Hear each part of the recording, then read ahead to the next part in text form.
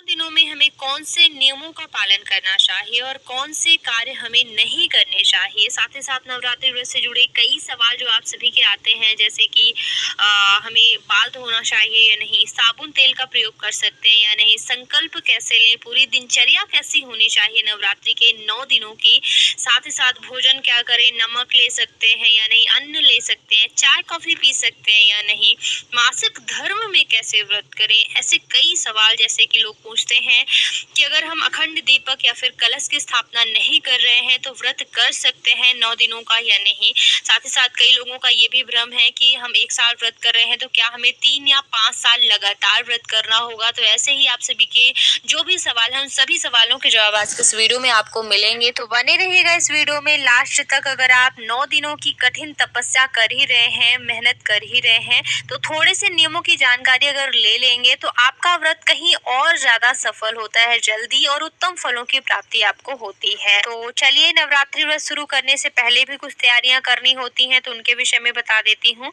तो अगर आप सोच रहे हैं नवरात्रि व्रत करने के लिए, तो आप अपना ब्रश जरूर अलग कर सकते हैं, क्योंकि रोज के जूठे ब्रश से हमें व्रत में ब्रश नहीं करना चाहिए। वैसे तो पुराने नियमों की बात करें तो किसी भी शुद्ध पेड़ की लकड़ी से हमें दातुन करना चाहिए, जैसे कि नीम वगैरह की लकड़ी से आप दातुन कर सकते हैं संभव हो तो। अगर आप लकड़ी की दातुन का प्रयोग करते हैं तो टूथपेस्ट की भी आवश्यकता आपको बिल्कुल नहीं होगी, ठीक है। तो और अधिक शुद्धता की संभावना रहेगी। अगर आप मतलब नहीं कर पा रहे हैं लकड़ी की व्यवस्था, तो आप जो है अलग ब्रश तो कर ही सकते हैं, और कोशिश करें कि जो पाउडर रूप में टूथपेस्ट आते हैं, मतलब पेस्ट रूप में ना रहे, वो पाउडर फॉर्म में रहे, उसका प्रयोग करें। उसमें शुद्धता की संभावना ज्यादा अधिक रहती है। और जो प्राकृतिक चीजों से बने हो ऐसे जो है आप दंत मंजनों का प्रयोग करें, ठीक है, उसमें शुद्धता अच्छी रहेगी। अगली चीज है कि आपको अपना बिस्तर अलग कर लेना चाहिए। अगर आप शादीशुदा हैं तो अलग तो सोना ही चाहिए, क्योंकि पूर्ण ब्रह्मचर्य करना है। और अगर शादीशुदा नहीं भी हैं तो आपको पहले ही अपना बिस्तर साफ कर लेना है। जैसे कि पुराने नियमों की बात करें तो धरती पर सोना चाहिए, नहीं संभव है तो लकड़ी के बिस्तर पर सोना चाहिए, लेकिन आपको मुलायम बिस्तरों का प्रयोग नहीं करना चाहिए। तो अच्छे से बिस्तर साफ शुद्ध करके, और जो थोड़ा ठोस हो मतलब मुलायम ना हो, उसे प्रयोग करें। और देखिए, जो भी मैं नियम बता रही हूँ, भले ही आपको लगे कि मैं बहुत ज्यादा पुराने नियमों को बता रही हूँ, लेकिन अगर आप जितनी कठिन तपस्या करेंगे ना, उतनी ज्यादा उत्तम फलों की प्राप्ति होती है, ठीक है, उतनी जल्दी मनोकामना पूरी होती है। व्रत में बड़ी ताकत होती है, ऐसा नहीं है। कहीं ना कहीं आपको आपके किए गए व्रतों का फल अवश्य ही मिलता है, ठीक है, इस बात को ध्यान में रख लीजिए। तो जितनी कठिन होगी तपस्या, उतना मतलब मीठा फल होता है, ठीक है। तो दूसरा ये है कि जो भी आप फलाहार अगर लेना चाहते हैं तो उसकी आप बाजार से व्यवस्था कर सकते हैं। और अगर पूर्ण फलाहार है तो देखिए, एक बात ध्यान रखिएगा कि आप हल्दी जो है थोड़ा सा 1 पाव गांठ ला सकते हैं हल्दी की, उसको आप घर में मिक्सी में पीस सकते हैं, ठीक है, क्योंकि वो शुद्ध रहती है। अगर आप पाउडर मतलब पैकेट में लाएंगे वो भी अशुद्धि की संभावना रहती है। अगर पिसवाते हैं उसमें भी आटा पीसने के चक्की में ही पीसा जाता है, थोड़ा सा आटा के कण हो सकते हैं। तो आप थोड़ा सा मतलब 1 पाव ही ला लें, थोड़ा सा ही लाएंगे वो भी पिस जाएगी। छोटे छोटे टुकड़े जरूर कर लीजिएगा, ठीक है। तो हल्दी की व्यवस्था या फिर मसाले थोड़ा सा आप शुद्ध जरूर कर ले, जो भी आप ग्रहण करना चाहते हैं भोजन में। और इसी के साथ ही चलिए अब नियमों की आगे बात करते हैं। तो जैसे ही आप व्रत शुरू करते हैं तो पहले दिन आपको जो है स्नान करने के जल में हल्दी डाल लेना चाहिए। हल्दी डाल करके आप प्रथम दिन स्नान करें, रोज नहीं करना है, प्रथम दिन केवल हल्दी डाल करके स्नान करें। और फिर जो है आप व्रत का संकल्प लें। अगर आप कलश स्थापना करना चाहते हैं, अखंड दीपक स्थापना करना चाहते हैं तो बिल्कुल करिए। नहीं करना चाहते हैं तो बिना कलश स्थापना के, बिना मतलब अखंड दीपक के भी आप व्रत कर सकते हैं, कोई शंका की बात नहीं है, ठीक है। सामान्य तौर पर जो भी आपके घर में दुर्गा माता की फोटो हो, आप उनकी पूजा पंचोपचार से, षोडशोपचार से कर सकते हैं और व्रत कर सकते हैं, ठीक है। पंचोपचार यानी कि केवल 5 तरीके से करनी है, चंदन पुष्प अक्षत धूप दीप नैवेद्य, ठीक है, इतने से भी आप कर सकते हैं। दूसरी चीज, कई लोगों का प्रश्न है कि क्या हमें 3 या 5 साल लगातार व्रत करना होगा। बिल्कुल ऐसा कुछ नहीं। अगर आपकी मन्नत है, संकल्प जो भी हो जाता है उसी अनुरूप आपको कार्य करना होता है। अगर आपका संकल्प है कि मैं लगातार 3 या 5 साल करूंगा तो आपको बिल्कुल करना है, वरना दोष लगेगा। अगर संकल्प नहीं है तो फिर आप जो है 1 वर्ष भी करें वो भी चलेगा, फिर आप अपनी इच्छा अनुसार बढ़ाते चलेंगे वो भी सही रहेगा, ठीक है। और उद्यापन भी जरूर करना चाहिए। किसी भी व्रत को मतलब वो सफलता तभी मिलती है जब आप उसका उद्यापन करते हैं। तो हम यहाँ बात कर रहे थे संकल्प की। तो देखिए, हाथ में चावल, फूल, कुशा और थोड़ा सा जल डाल लीजिएगा, संकल्प ले लीजिएगा। अगर नहीं ये सारी चीजें तो केवल जल जल लेकर के भी आप संकल्प ले सकते हैं, लेकिन भूलिएगा बिल्कुल नहीं, क्योंकि बिना संकल्प के आधा ही फल प्राप्त होता है। तो फिर इतनी कठिन तपस्या मतलब आधा ही फल प्राप्त हो, ऐसा अच्छा नहीं है, ठीक है। तो जरूर लें और पूरा संकल्प सीखने के लिए, क्योंकि अगर आप संकल्प लेते हैं तो उसमें तिथि, वार, गोत्र, नक्षत्र, बहुत सी चीजें बोलनी होती हैं, बहुत ज्यादा कठिन होता है। तो मैंने सरल विधि बताई, बिल्कुल हिंदी में, बिल्कुल अपनी भाषा में।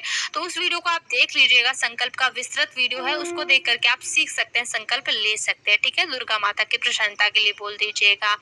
संकल्प लेने के बाद जो है आपकी दिनचर्या क्या रहेगी कि आपको पंचोपचार से या फिर षोडशोपचार से माता का पूजन करना है। अगर आप सप्तशती पाठ करना चाहते हैं तो वो आप कर सकते हैं, नहीं करना चाहते हैं तो आप ओम दुम दुर्गाय नमः, दुम दुर्गाय नमः पूरे दिन इसी मंत्र का आपको जप जरूर करना है, ठीक है। कोई पाठ आप करें या फिर ना करें, लेकिन दुम दुर्गाय नमः का जप आपको बिल्कुल करना ही है, इसी से व्रत की सफलता होगी।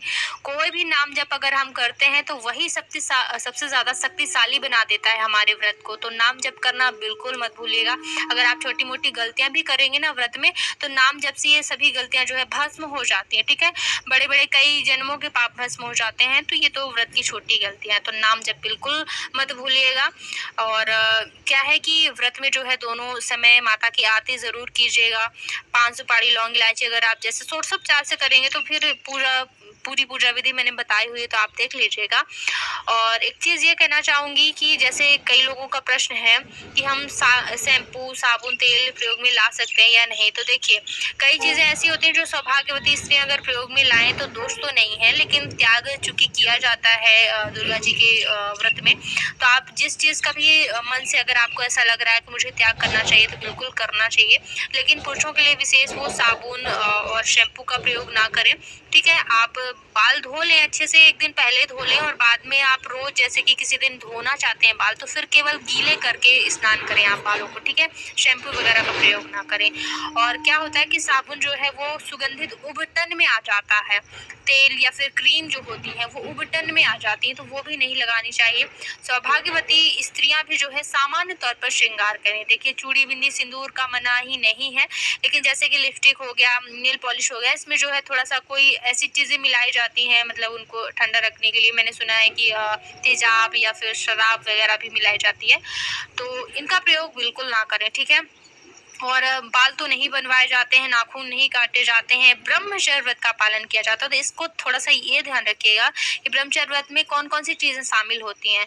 यानी कि आपको अश्लील चीज नहीं देखना है, नहीं सुनना है, नहीं सोचना है, नहीं स्पर्श करना है, मतलब किसी भी तरह से। तो इसके लिए आपको सबसे ज्यादा ध्यान क्या रखना होगा कि आपको मोबाइल नहीं देखना है। मोबाइल में जो भी चीजें, आप ईमेल ही चेंज कर दीजिएगा। अगर आप जैसे कि नियमित जिस मेल से आप वीडियो देखते हैं उसको ईमेल थोड़ा सा दूसरा चेंज कर दीजिएगा, तो उसमें आपके वो वीडियो नहीं आएंगे, वरना आप स्क्रॉल करेंगे तो अश्लील वीडियो आते हैं। तो ऐसे में व्रत का खंडन हो जाता है, क्योंकि ब्रह्मचर्य व्रत 12 तरीकों से माना जाता है। ऐसा नहीं कि केवल स्पर्श से ही, मतलब करने के बाद ही जो है खंडन होता है, ऐसा नहीं है। मतलब 12 तरीकों से देख लेंगे, कोई अश्लील सोचेंगे तो उससे भी होता है ब्रह्मचर्य का खंडन। तो बड़ा ध्यान रखना है। दूसरी चीज की किसी भी व्रत में क्रोध नहीं करना चाहिए। तो बिल्कुल मन में एकदम ये विचार आना ही चाहिए लगातार कि मैं व्रत हूँ, मैं व्रत हूँ, तो मुझे क्रोध नहीं करना है, आंसू नहीं गिराना। माता के प्रेम में केवल आप आंसू गिरा सकते हैं, किसी के दुख में आप आंसू नहीं गिराना चाहिए आपको। क्रोध नहीं करना है, तो बिल्कुल पूरे दिन ध्यान रखना है। अगर हो जाता है ऐसा कुछ बच्चों पर क्रोध या फिर कुछ भी है, तो दुम दुर्गाय नमः, दुम दुर्गाय नमः का जप तो आपको करना ही है, ठीक है। दूसरी चीज है कि आपको ना किसी की निंदा नहीं करनी, किसी की बुराई नहीं करनी। तो इसके लिए क्या ध्यान रखना है कि आप फोन पर कम से कम बातचीत करें, क्योंकि है ना, हम फोन में बात करते हैं तो किसी न किसी की बुराई, किसी न किसी की आलोचना, कुछ न कुछ तो बात करेंगे ही हम। तो यही नहीं करना चाहिए। परपंच